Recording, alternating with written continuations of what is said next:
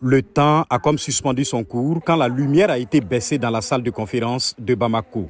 Lors de la 5e audience publique de témoignage de victimes devant la commission Vérité, Justice et Réconciliation, une femme entièrement voilée pour préserver son anonymat débute son glaçant témoignage. Le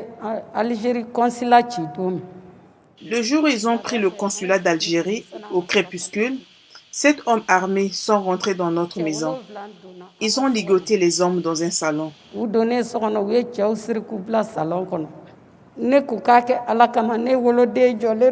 Quand ils ont décidé de nous violer, je les ai suppliés d'épargner mon fils de la scène.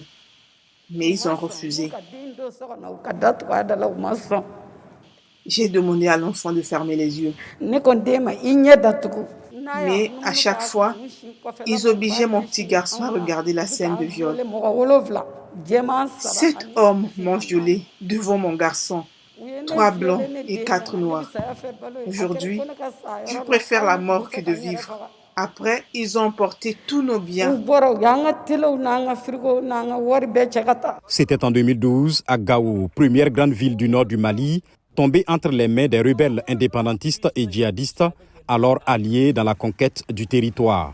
Cette victime explique que depuis ce jour de viol, son mari a quitté la maison et elle ne l'a plus jamais revu, ajoutant que son garçon a eu un déficit mental et l'a fui.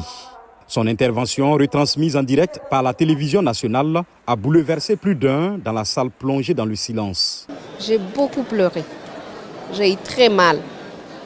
Et j'ai eu mal en entendant ces femmes ménagères qui n'ont rien, qui ont vécu pendant 10 ans des souffrances. La commission Vérité, Justice et Réconciliation a été créée en 2015 quand les insurgés indépendantistes du Nord ont signé des accords de paix avec le gouvernement qu'ils avaient combattu.